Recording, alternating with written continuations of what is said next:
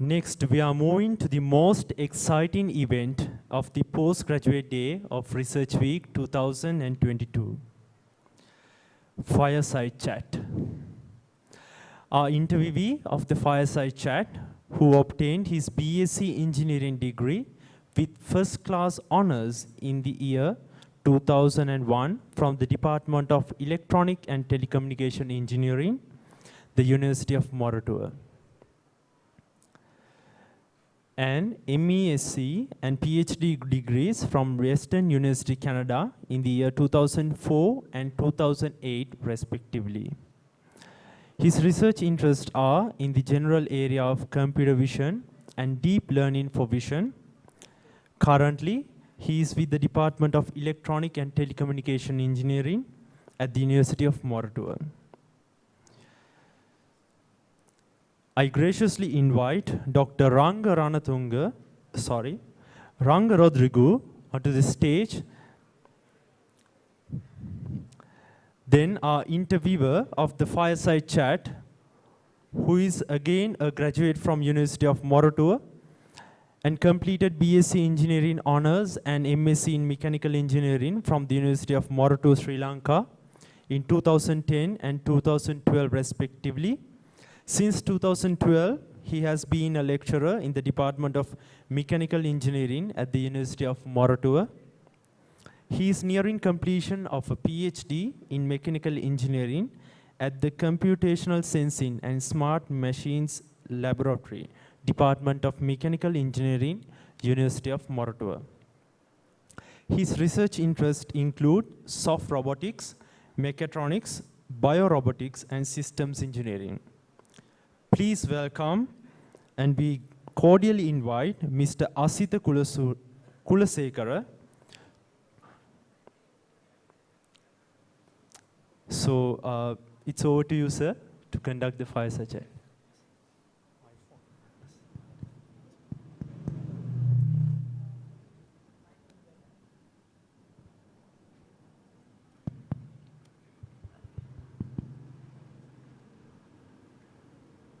Okay, good afternoon to you all. I'm Asitha. I think me and Dr. Ranga got a good introduction, so thank you very much for that. So first let me take the chance to warmly welcome Dr. Ranga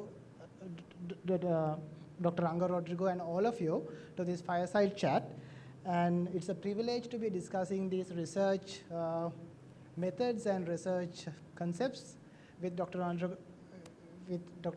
Ranga Rodrigo, and in front of such a distinguished audience as well, consisting of our academics and scholars. Right, so I was thinking that I might have to introduce Dr. Ranga as well, but I think that's already been done. Right, so Dr. Ranga, thank you for gracing us with your presence at this time. Yes. Yeah, so then as the time is,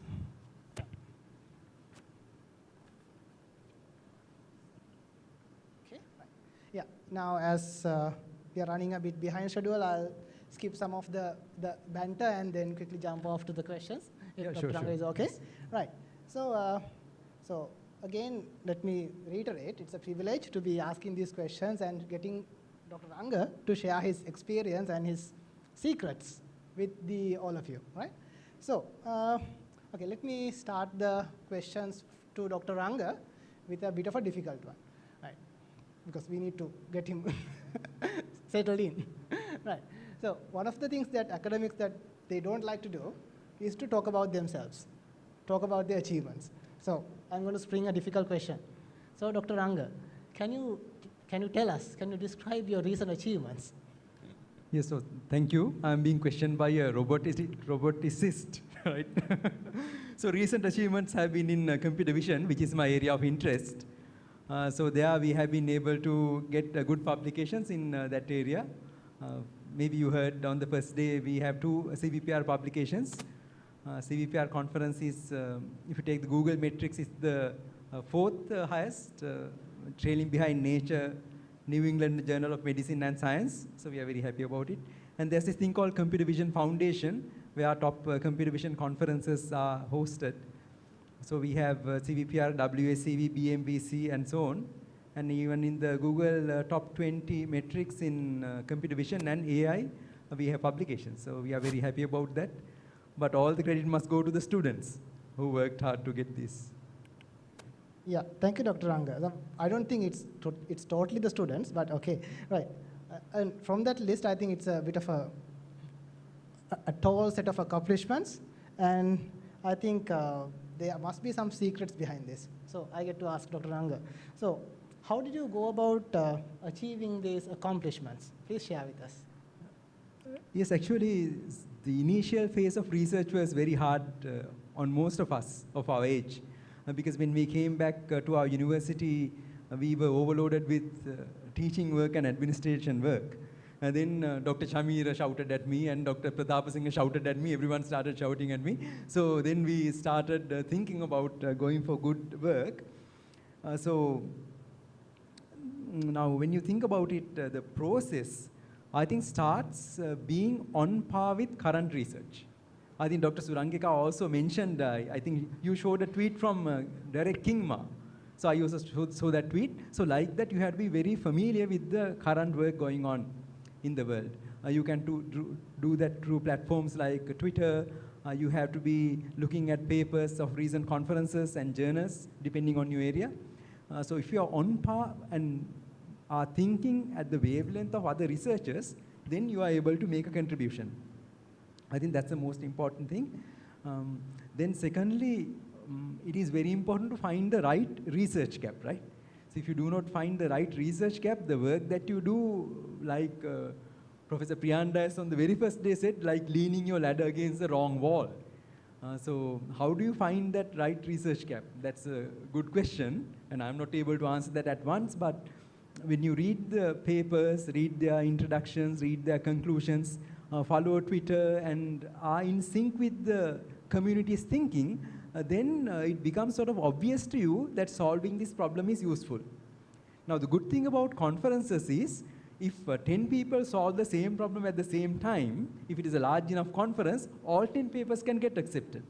There are contributions done at the same time, because it will be different area chairs who would be looking at your papers. So therefore, it is okay to think with the community, unless you go for journals, perhaps because of the publication delay, then they may cite, okay, there is prior work.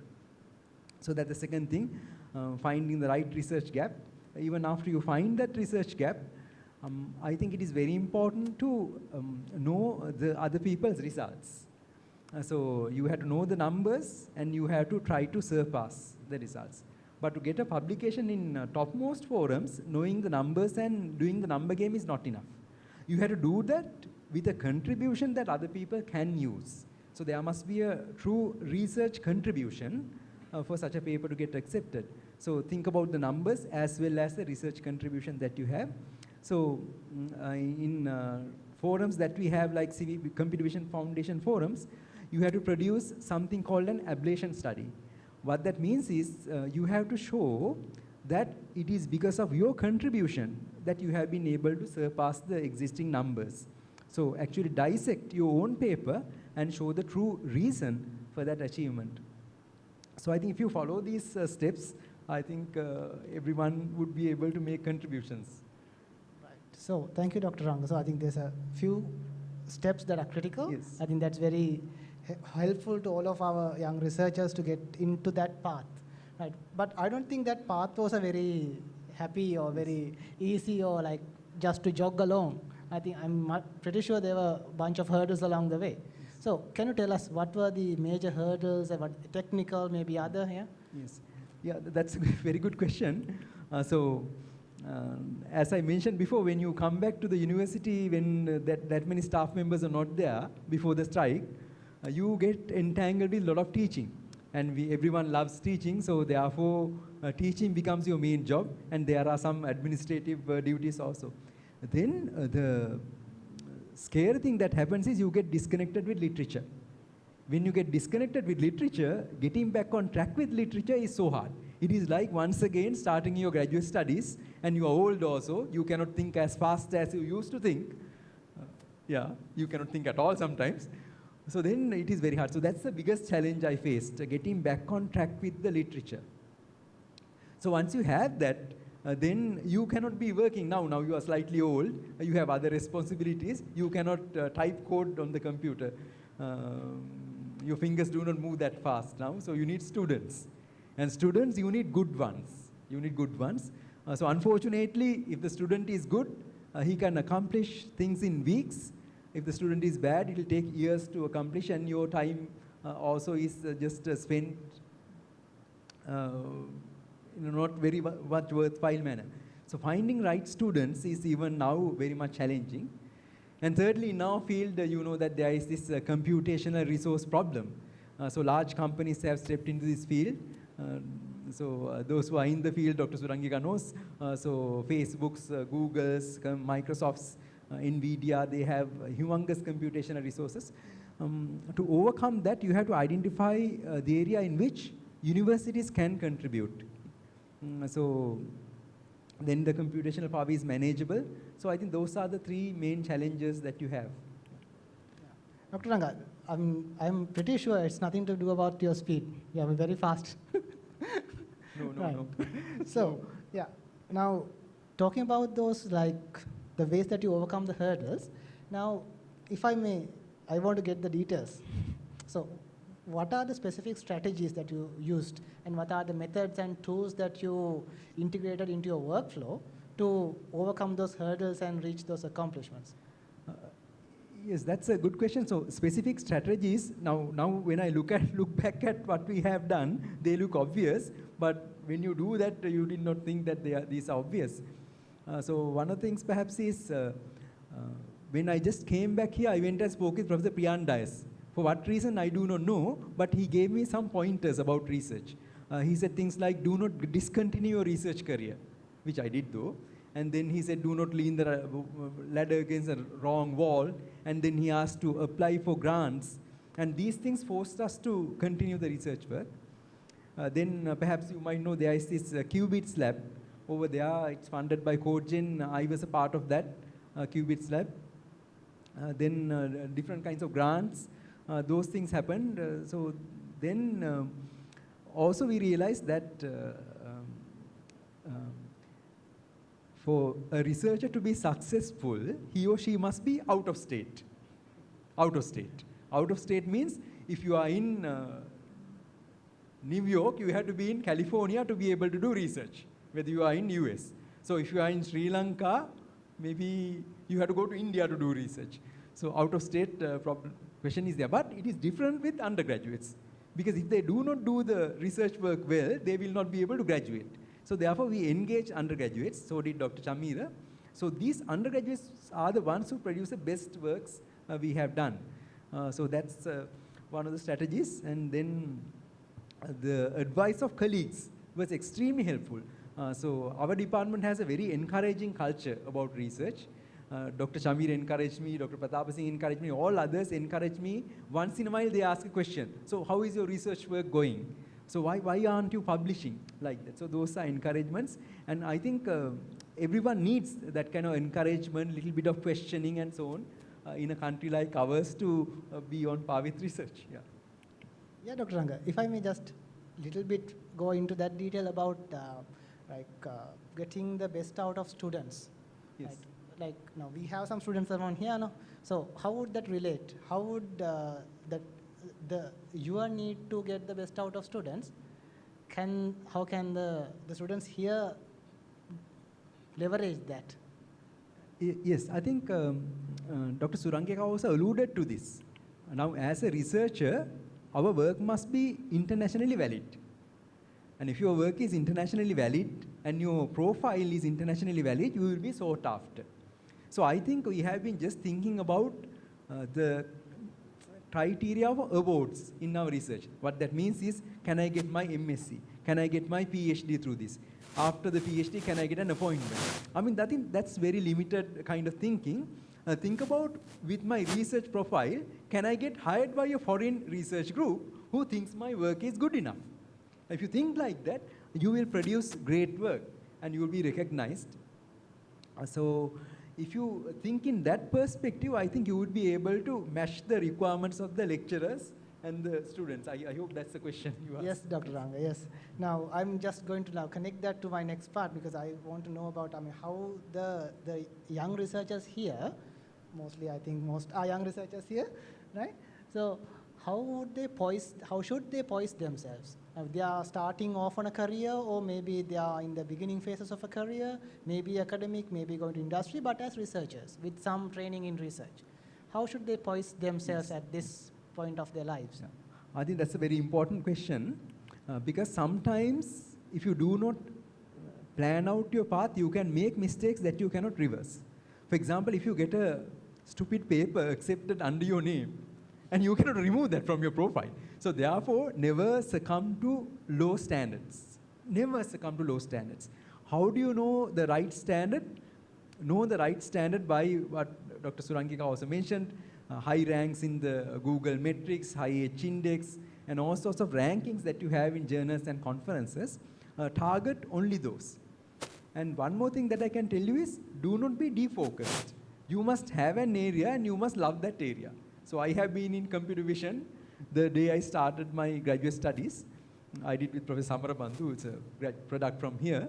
And that has been my area. So like that, you also should pick that area that you love, whatever that is, and stick to that. Do not be defocused, then you will not be able to make a great contribution. To make a great contribution, you need experience and to live in that field for some time. So that's important. And third point is, have a good research group. If you cannot discuss your work, I think you feel very much bored. And Twitter is perhaps a good... an alternative. Yeah, Elon Musk has taken it over. You may not like the man, but Twitter is where the researchers are right now, actually. So subscribe to... okay, how to get into that? Maybe you can start following top researchers in your field. Then you can slowly grow your network, and then you will be in a research group if you do not have one physically at Morato University. Yeah, Dr. Ranga, now adding on top of that, now our scholars, now our students, they need to develop certain skill sets. So that might be in terms of their mindset, or maybe the tools that they use, or maybe it can be even the skills and the interests they develop. Any advice for our budding researchers? Yeah, I think I like to give the advice in terms of the target. Yeah, I think I mentioned this before also. The target must be to receive recognition from the like-thinking international research groups. Will they be interested in your work, and will they be willing to ask you a question by sending you an email? So if that is your target, I think you will navigate through all these difficulties toward that target. See, now, although we think that Sri Lanka is small, our work is not recognized. If you go for these large conferences and journals, then our work is recognized. So for one of my students, Vinod Jayasundara, he told me he went to a WACV conference in Hawaii. That time he was able to afford that. And they asked, do these things happen in your country? And what is your country? Now, you see, he mentioned Sri Lanka. And I mean, that makes our country so proud. And rightfully so, right? Because of the good work, we become proud.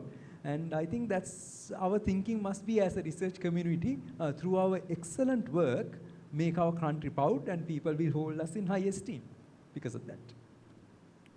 So, Dr. Ranga, yeah, I think now that would set the tone, or maybe give the guidance for these our scholars now in their planning of their future paths. Now that's the academic part. Now, I want to add, because maybe you didn't want to answer this question, but this is a secret I want to get out of you. So now, one of the parts that we also have to develop with recent news and things we learn, we think about this, the work-life balance. Yeah. How would our researchers and even our students, how should they plan or get an idea of this work-life balance? I think it's all about discipline. By discipline, what I mean is, if you allocate some time for some work, use that for that work. For example, you allocate 2 hours to read papers, allocate that during the most productive time of your day, maybe in the morning, and stick to that. And then if you stick to that, that means like money, if you budget your time, which I don't do myself, I think then you'll be okay. I mean, there's no such a question as work-life balance or something, because everything you sort of like. I like to do research work. I like to spend time with my family, but I have allocated time. Then you're okay, right? Right, some golden advice. So Dr. Ranga, now think you very quickly and very elegantly described your achievements and the way that you went on achieving them, as well as some of the special secrets. Right now, yeah, very now to maybe to add some icing to that cake. Any personal advice that you would like to share? Some top of the cake stuff.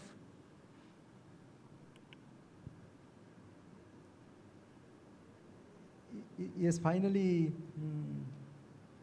I think the joy that you get by getting a good publication cannot be matched by any other thing that you get.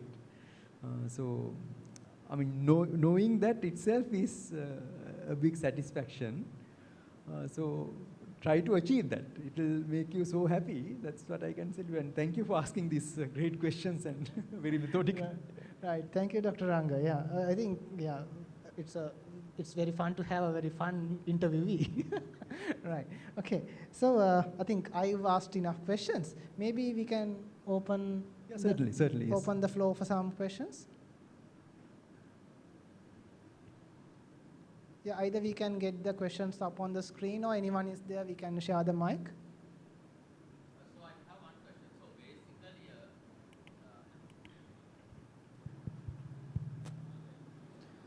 so thank you, Dr. Ranga, for your very, I think I should move here. Yeah, okay. No feedback, right? In a country like us, if we go through the publications, basically journal papers, once they appear, the research has started 2 to 3 years ago. So we could basically come up to the early knowledge, basically having some international collaborations. So could you please describe on the importance of international collaborations for countries like us, and also some kind of situations we cannot afford to some of the equipments and all other cases. And yeah, could you briefly explain on that aspect? Yes, I think that's a very important question. I forgot to mention about that, the value of international collaborations. I think there are several things that can be achieved by international collaborations. First one is being on par with current research topics. Because if you take a professor in some other university, this person has to get the tenure. So therefore, he keeps on reading papers. So we have no time to keep on reading papers. So, but he will be very much willing to give you those ideas. So being on par with research can be done with good international collaboration. But find a person who likes to talk to you often. Then also expensive equipment are there, and we cannot afford them. So, but we can do the mathematics and the coding here. They can run them over there. So if they have to manufacture a circuit, they can do it over there. So that's an advantage. And thirdly, usually their networks are much larger than ours. So they will be willing to connect us also to those networks when we show our potential. I think that's also an advantage. That's sort of it, right? Do you have anything to add, Dr. Shamir? Maybe you should. Yeah. Yes. Thank you. Yeah. So it's a great question and a great answer. Yes. Right. Yeah. We have another question.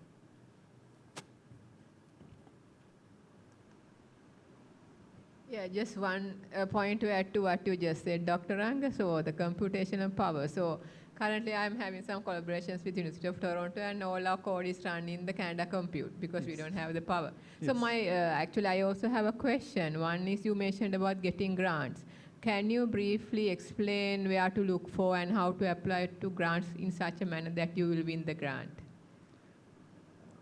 Actually, I'm not the right person to answer that question.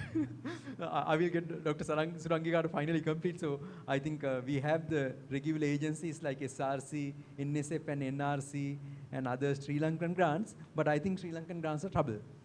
So I think it's so much paperwork, and responsibility is totally on you. But if you are willing, you may complete the answer. Okay, yeah, so I think maybe looking into these email groups, mailing lists, and Twitter, messages in Twitter will help, because I recently got a grant and I got to know about it through this WIML mailing list. So I applied got it. So it's always good to keep an eye. And then, as you said, if you're up to date with what's happening there, only you can propose a new solution, right? If you don't know what's going on, then you look like a fool if you apply with, some outdated solution. So, and good collaboration, of course. Normally for good big grants, we can't apply alone. And there should be a good use case. So in our case, it was machine translation. We had a very nice use case with, communication barriers in the country. So yeah, I guess those are the things you can look for. Keep in mind when you apply for grants. Thank you, Dr. Solanka. One more question from my side. Now, can you briefly explain us how the university support you to come into the place where you are now, Doctor? Our university. I'm a department head, so no, I think SRC was very, very, very helpful. And Priyan sir, when he handled that, I think the research aspect of our university was very helpful. Even now, Professor Gopur is chairing that. We feel very pleasant to deal with the research aspect of our university. We have Ajit sir also. So I think that is a well-managed area of our university. And everyone encourages research. That culture is there. I think the most important thing is the research culture.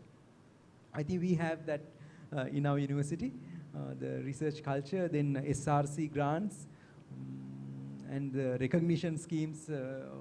Some personal money also would have been nice, right? Yeah. Any suggestions to improve the research culture in the university? From your end, any suggestions to improve the research culture in our university? I think it is all about students. I think our staff members are well qualified and they want to do research and they are from good universities. I think, but our students are not encouraged to truly engage with research.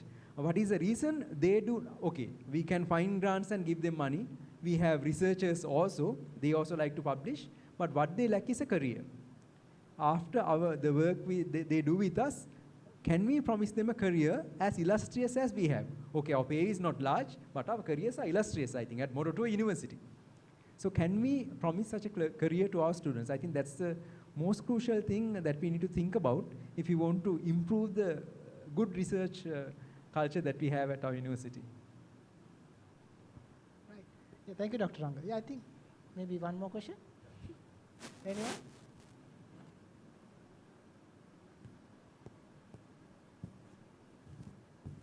Then I think we will not burden you anymore.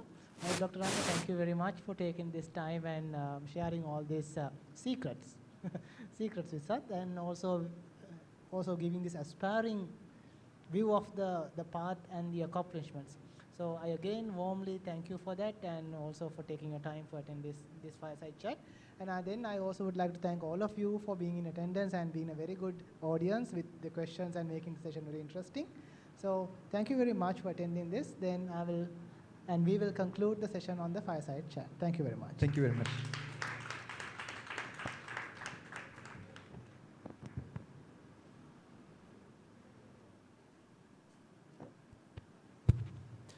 Thank you, Dr. Ranga and Mr. Asitha, for friendly and interesting discussion. And also I would like to thank our audience for the questions raised, and our interviewee and the interviewer for generously answering all the questions. So before we conclude the fireside chat, I honorably invite member of the organizing committee, Dr. Ashan Asmon, to present the token of appreciation to our resource persons of the fireside chat. So I would like to invite Dr. Ranga Rodrigo and Mr. Asitha Kulasekara onto stage.